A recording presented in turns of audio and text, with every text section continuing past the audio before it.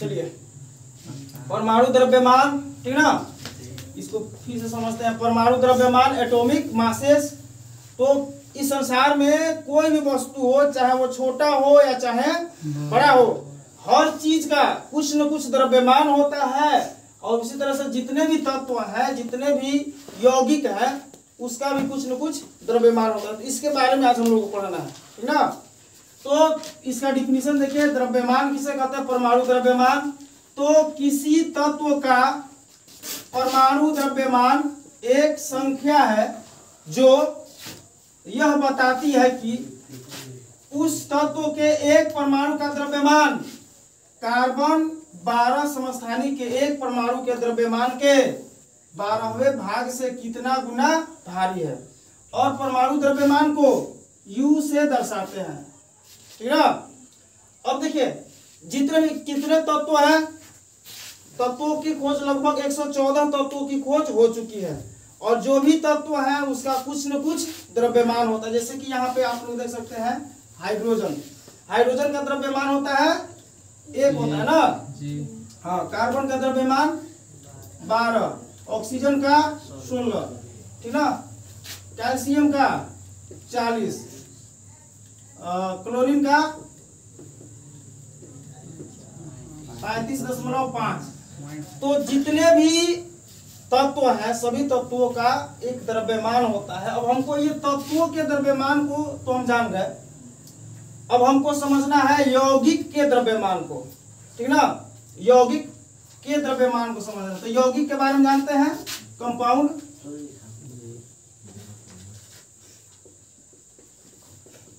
यौगिक, यौगिक किसे कहते हैं?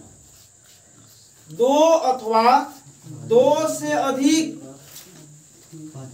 तत्वों को एक निश्चित अनुपात में मिलाने से जो पदार्थ बनता है उसको हम लोग यौगिक बोलते हैं, एक निश्चित अनुपात में। तो देखिए ये जो टोटल तत्व है 114 तत्वों का जो भी परमाणु है, सभी परमाणुओं का द्रव्यमान आज हमको निर्धारित करना है। तो देखिए हम एक सिंपल सा एग्जांपल लेते हैं, CO2, इसको क्या बोलते हैं? कार्बन डाइऑक्साइड बोलते हैं। इस कार्बन डाइऑक्साइड का हमको द्रव्यमान निकालना है, ठीक ना। ये कार्बन डाइऑक्साइड, तो हमको इसमें देखना है कि कौन से तत्व की संख्या कितनी है। जैसे कार्बन है और इसमें कौन कौन से तत्व हैं? कार्बन और ऑक्सीजन। कार्बन का, अब देखिए कार्बन का द्रव्यमान कितना होता है? कार्बन का द्रव्यमान 12 होता है, यहाँ पे लिखा हुआ है। कार्बन का द्रव्यमान कितना होता है? 12। और कार्बन की संख्या कितनी है? 1 है। फिर देखिए ऑक्सीजन का द्रव्यमान, ऑक्सीजन का द्रव्यमान कितना होता है? 16। अब हमको ये कार्बन और ऑक्सीजन का द्रव्यमान पता चला, लेकिन हमको निकालना है किसका? कार्बन डाइऑक्साइड CO2 का द्रव्यमान निकालना है, ठीक ना। तब कैसे निकालेंगे? अब देखिए, अब इसको निकालने के लिए एकदम सिंपल सा तरीका है क्या कि कार्बन, कार्बन की संख्या कितनी है? 1 है। कार्बन की संख्या 1, यहाँ पर एक ही ना कार्बन है जी। CO2 में ऑक्सीजन की संख्या 2 है, तो कार्बन की संख्या 1 है, तो 1 गुने कार्बन का द्रव्यमान कितना है? 12। 1 गुने 12, ये कार्बन हमारा क्लियर हो गया। अब अगले तत्व में जाएंगे, जैसे ही उसको बीच में हम प्लस कर देंगे, जोड़ देंगे, ठीक ना। अब देखिए ऑक्सीजन की संख्या कितनी है? ऑक्सीजन की संख्या 2 है, और 2 और ऑक्सीजन का द्रव्यमान कितना होता है? 16 होता है, ठीक ना। अब आगे करेंगे 12 एकम 16 दूनी 32। अगर टोटल इसको ऐड करेंगे तो कितना हो जाएगा? 44 और U, यानी कि पूरा कार्बन डाइऑक्साइड, ये जो पूरा कार्बन डाइऑक्साइड है, इस पूरे कार्बन डाइऑक्साइड का द्रव्यमान कितना हो जाएगा? 44 U हो जाएगा, ठीक ना। तो यह कार्बन डाइऑक्साइड का हुआ। इस तरह से बहुत से ऐसे यौगिक है, हजारों यौगिक है, सभी का द्रव्यमान हम लोग सिंपली तरीका से निकाल सकते हैं। कुछ और एग्जांपल समझते हैं।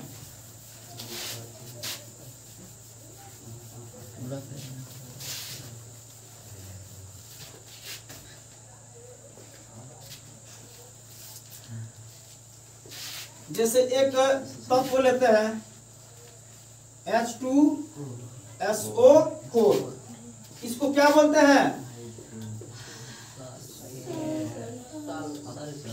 सल्फ्यूरिक अम्ल है, यह सल्फ्यूरिक अम्ल है, ठीक ना। या इसको हाइड्रोजन सल्फेट भी बोलते हैं, इसका दो नाम है, हाइड्रोजन सल्फेट या सल्फ्यूरिक अम्ल। अब हमको इस सल्फ्यूरिक अम्ल का द्रव्यमान निकालना है, परमाणु द्रव्यमान निकालना है। तो सबसे पहले हमको इसमें देखना है कि कौन कौन से तत्व हैं और किस तत्व का द्रव्यमान कितना होता है। तो सबसे पहले कौन सा तत्व है? हाइड्रोजन, ठीक ना। तो हाइड्रोजन का द्रव्यमान हमको देखना है। हाइड्रोजन का द्रव्यमान कितना होता है? 1 होता है। उसके बाद हाइड्रोजन हो गया। अगला कौन सा तत्व है? सल्फर है। सल्फर का द्रव्यमान कितना होता है? सल्फर का द्रव्यमान 32 होता है, ठीक ना। उसके बाद ऑक्सीजन का द्रव्यमान कितना होता है? 16 होता है। अब ये हमारा जो इस यौगिक में जो भी तत्व थे, उस तत्वों के द्रव्यमान के बारे में समझ लीजिए। अब टोटल यौगिक का द्रव्यमान निकालना है, तो इसको हम सिंपली तरीका से निकाल सकते हैं कि अब हमको ध्यान देना है यहाँ पे, इसके हर एक तत्व पर ध्यान देना इस यौगिक के उपयोग करके। अब देखिए इसमें हाइड्रोजन कितना है? फर्स्ट में तो हाइड्रोजन है, हाइड्रोजन की संख्या कितना है? 2 है। तो यहाँ पे लिख देंगे 2, ठीक ना, और गुना का चिन्ह देंगे। हाइड्रोजन का द्रव्यमान कितना होता है? 1, यानी कि 2 गुने 1। अब यहाँ पे प्लस करेंगे। अब आते हैं सल्फर में। सल्फर की संख्या कितनी है? 1, और सल्फर का द्रव्यमान कितना होता है? 32, यानी कि 1 गुने 32। उसके बाद अब आते हैं, सल्फर भी खत्म हो गया। अगला तत्व हमारा है ऑक्सीजन। ऑक्सीजन यहाँ पे प्लस देंगे। जैसे ही हम देखिए पहले तत्व से जैसे दूसरे तत्व में जाते हैं तो प्लस, बीच में प्लस का चिन्ह रहता है, और फिर तीसरे तत्व में गए तो बीच में प्लस का चिन्ह है। अब देखिए अगला है हमारा ऑक्सीजन।